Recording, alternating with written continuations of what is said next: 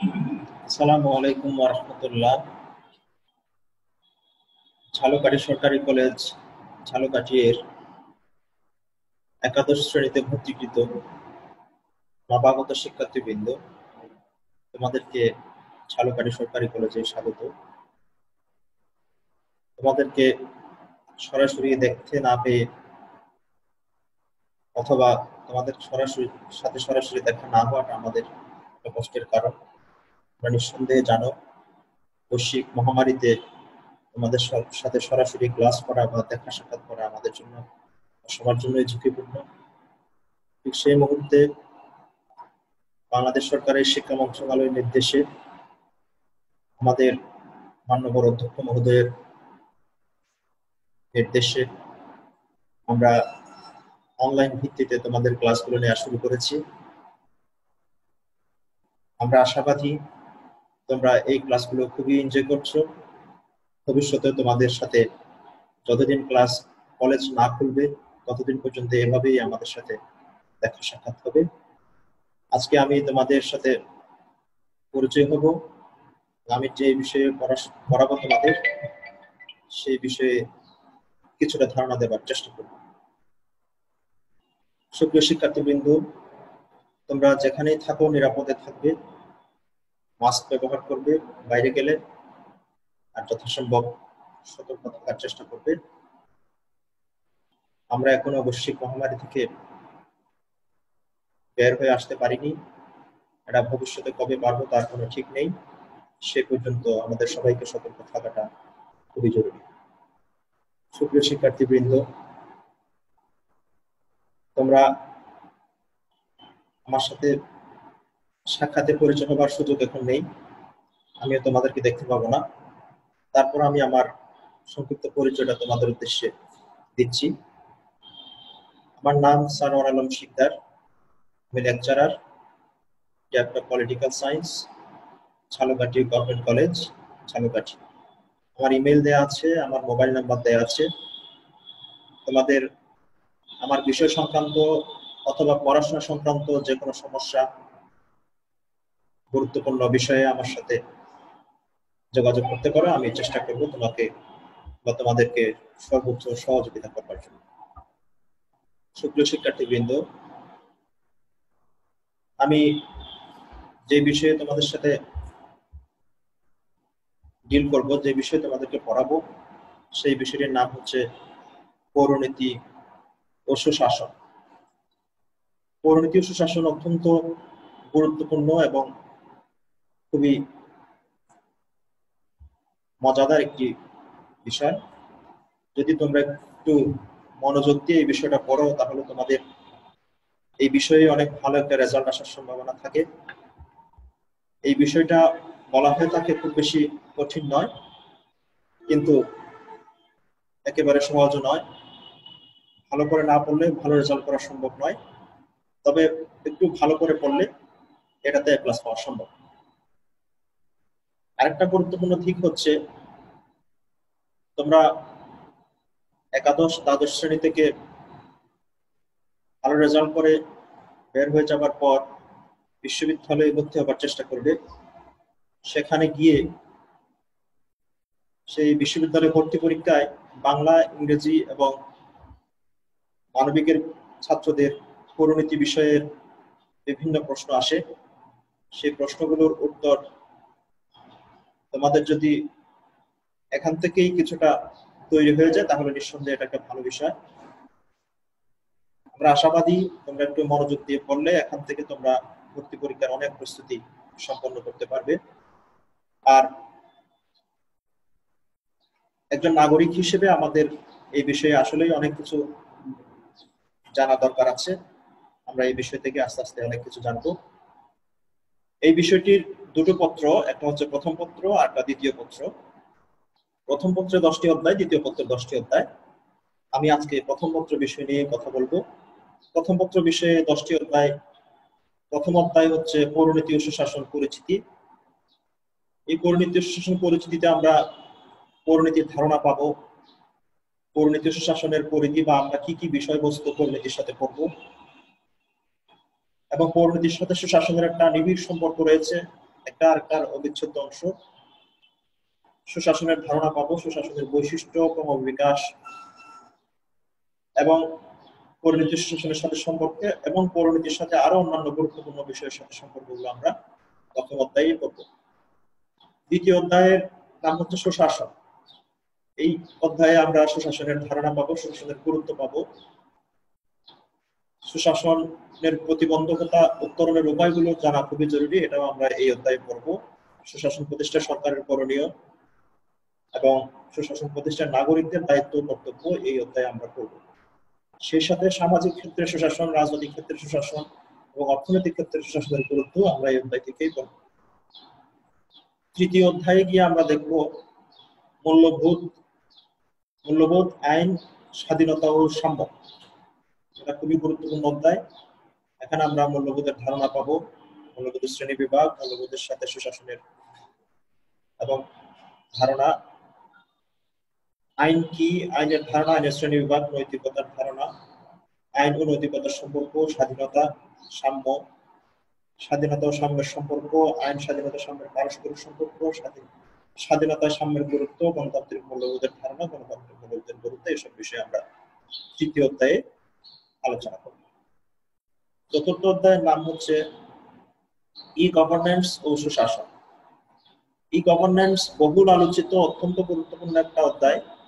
এটার সাথে সুশাসনের কি সম্পর্ক, সুশাসনের সাথে এটার কি ধারণা, এই অধ্যায়ে আমরা ই গভর্নেন্স এর ধারণা, ই গভর্নেন্স এর উদ্দেশ্য, ই গভর্নেন্স এর বৈশিষ্ট্য একটু বলে রাখি। গভর্নেন্স অর্থাৎ electronic governance, computer, internet, mobile phone এগুলোর বা আধুনিক যন্ত্রপাতির মাধ্যমে আমাদের যে সরকারি বিভিন্ন বা আমাদের যে নানাবিধ কাজকর্ম আমরা অনলাইনের ভিত্তিতে সম্পাদন করতে পারি, এই বিষয়গুলো মূলত এই গভর্নেন্সের আওতাভুক্ত। আমরা এগুলো জানবো। সুশাসন ও এই গভর্নেন্সের সম্পর্ক, এই গভর্নেন্সের সুবিধা কি কি, বাংলাদেশে এই গভর্নেন্স কার্যক্রম, এই গভর্নেন্সের প্রতিবন্ধকতা, এই গভর্নেন্সের প্রতিবন্ধকতা উত্তরণের উপায়, আমরা এই বিষয়গুলো এই অধ্যায় থেকে জানবো।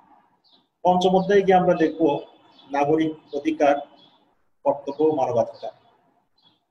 অধিকারের ধারণা, অধিকারের শ্রেণী বিভাগ, অধিকার রক্ষা কবচ এবং বিশ্বায়ন ও নাগরিক অধিকার, নাগরিকের তথ্য অধিকার, বাংলাদেশের তথ্য অধিকার আইন 2009, নাগরিক জীবনে তথ্য আইনের প্রভাব ইত্যাদি বিষয়ে আমরা এতে জানার চেষ্টা করব। সেই সাথে বাংলাদেশের সংবিধানে নাগরিক অধিকার ও কর্তব্য, মানবাধিকারের ধারণা, মৌলিক অধিকার ও মানবাধিকারের সম্পর্ক ইত্যাদি বিষয়ে আমরা জানব।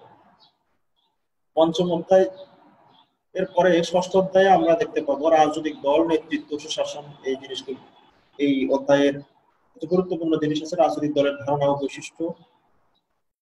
রাজনৈতিক দল বলতে আমরা সচরাচর যেটা বুঝি তার থেকে যে একটু ভিন্ন বা বৈজ্ঞানিক ব্যাখ্যা রয়েছে সেটা আমরা এখান থেকে জানতে পারবো। একদলীয় ব্যবস্থার গুণ ও সুবিধা, দ্বিদলীয় ব্যবস্থার গুণ ও সুবিধা, বহুদলীয় ব্যবস্থার গুণ ও সুবিধা, গণতন্ত্রের রাজনৈতিক দলের কার্যাবলী, রাজনৈতিক দলের গুরুত্ব এবং চাপ সৃষ্টিকারী গোষ্ঠীর ধারণা ও বৈশিষ্ট্য, চাপ সৃষ্টিকারী গোষ্ঠীর শ্রেণীবিভাগ, সুশাসন ও চাপ সৃষ্টিকারী গোষ্ঠী ইত্যাদি বিষয়ে এবং নেতৃত্ব সহ আরো অন্যান্য গুরুত্বপূর্ণ জিনিস আমরা এই অধ্যায় থেকে জানবো। সপ্তম অধ্যায়ে গিয়ে আমরা দেখতে পাবো সরকার কাঠামো ও সরকারের অঙ্গসমূহ। আমরা সরকার বলতে স্বভাবতই যা বুঝি, সেই সরকারটা কিভাবে গঠিত হয় এবং সরকারের যে উপাদানগুলো আছে ভিতরে সেগুলো আমরা অনেকেই জানি না। এই জিনিসগুলো আমরা এখান থেকে জানবো। সরকারের কাঠামো, বিভিন্ন প্রকার সরকার ব্যবস্থা, এক না একমাত্র একটি জিনিস, সংসদীয় বা মন্ত্রী পরিষদ শাসিত সরকার, রাষ্ট্রপতি শাসিত সরকার সহ যুক্তরাষ্ট্রীয় সরকার, সরকারের অঙ্গসমূহ এই অনেক গুরুত্বপূর্ণ একটা টপিক। সরকারের অঙ্গসমূহ এবং সরকারের কয়টি অঙ্গ আছে, সরকার কিভাবে গঠিত হয়, এই জিনিসগুলো আমরা এখান থেকে জানবো। আইনসভা, শাসন বিভাগ, বিচার বিভাগ, এই তিনটা গুরুত্বপূর্ণ অঙ্গ নিয়ে সরকার গঠিত হয়। এই গুরুত্বপূর্ণ তিনটি অর্গানের আদ্যপান্ত আমরা এই অধ্যায় থেকে জানতে পারবো। সেই সাথে ক্ষমতা স্বতন্ত্রীকরণ নীতি সম্পর্কে আমরা বিস্তারিত জানতে পারবো। অষ্টম অধ্যায়ে জনমতের রাজনৈতিক সংস্কৃতি,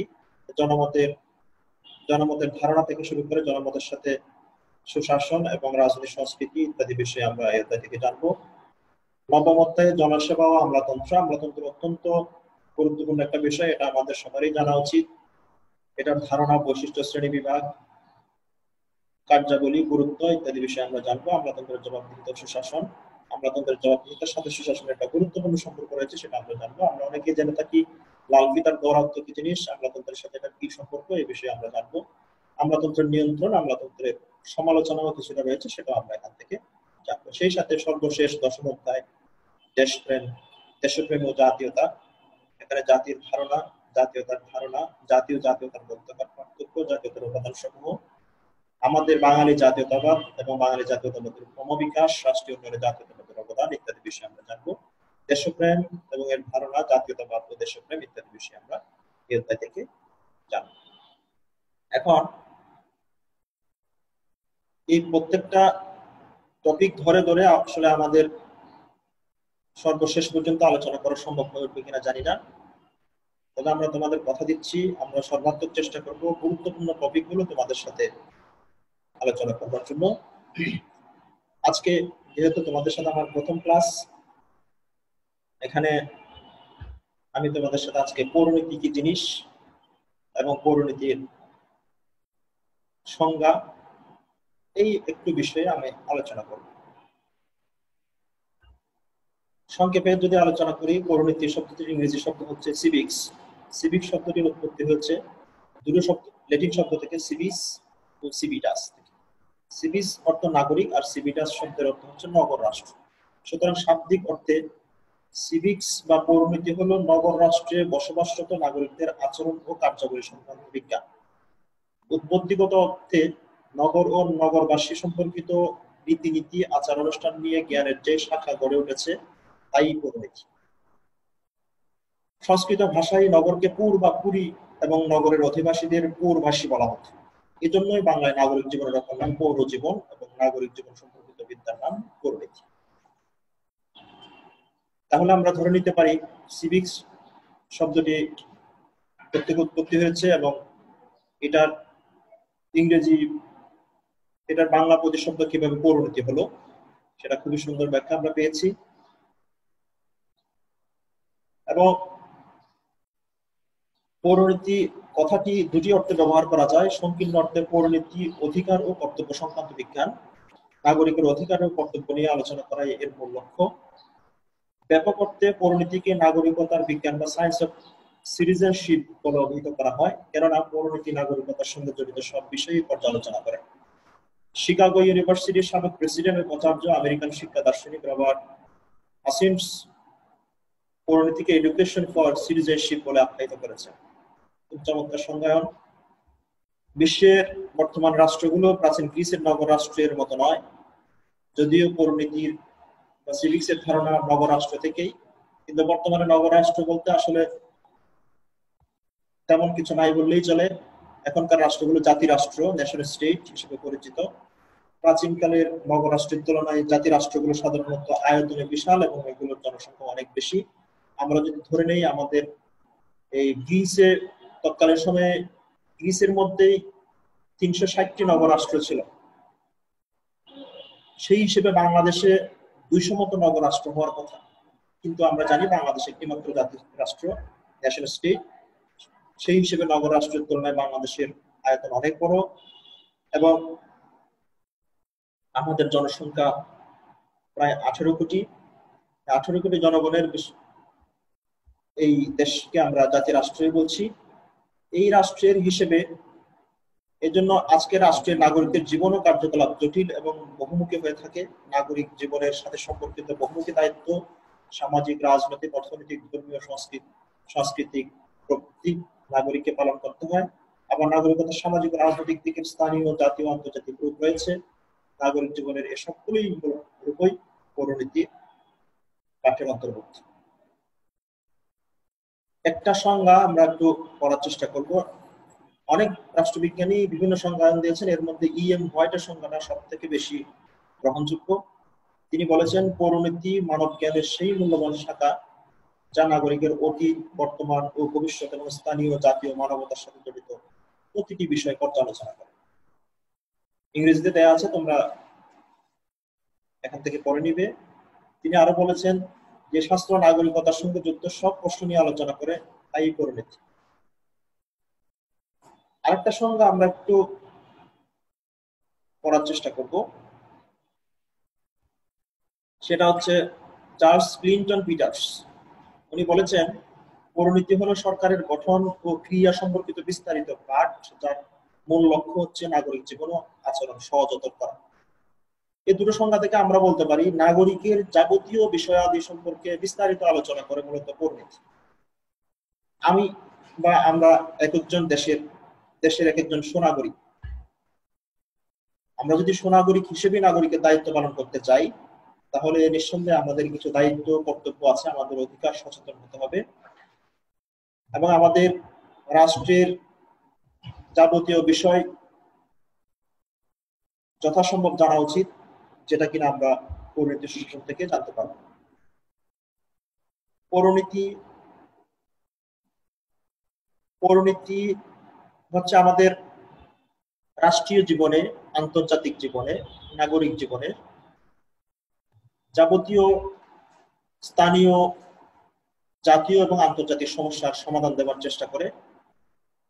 তোমরা যদি একটু মনোযোগ দিয়ে এই বিষয়টি পড়ো, তাহলে নাগরিকের বিভিন্ন সমস্যা, আমাদের সরকার ব্যবস্থা, আমাদের রাষ্ট্র ব্যবস্থা, আমাদের সরকার কিভাবে গঠিত হয়, আমাদের দেশপ্রেম কিভাবে বৃদ্ধি করা যায়, রাষ্ট্রের প্রতি আমাদের কি কি দায়িত্ব আছে, রাষ্ট্র থেকে আমরা কি কি অধিকার পেতে পারি, রাষ্ট্র কিভাবে পরিচালিত হয়, সংবিধান কি জিনিস, সংবিধানে আমাদের সম্পর্কে কি বলা আছে, বিস্তর এই বিষয় সম্পর্কে আমরা আলোচনা পাবো। আমাদের কলেজ থেকে একাদশ শ্রেণীর এবং দ্বাদশ শ্রেণীর রুটিন দেওয়া আছে, রুটিন অনুযায়ী ক্লাস হবে। আশা করছি তোমরা ক্লাসগুলো উপভোগ করবে। পরবর্তী ক্লাসে আমি পৌরনীতি সম্পর্কে আরো বিস্তারিত আলোচনা করার চেষ্টা করব। আশা করছি সেই পর্যন্ত তোমরা ভালো থাকবে, সুস্থ থাকবে, সুন্দর থাকবে। পরবর্তী ক্লাসে তোমাদের সাথে দেখা হবে। পরস্পরের জন্য দোয়া করব। আল্লাহ হাফেজ। আসসালামু আলাইকুম ওয়া রাহমাতুল্লাহ।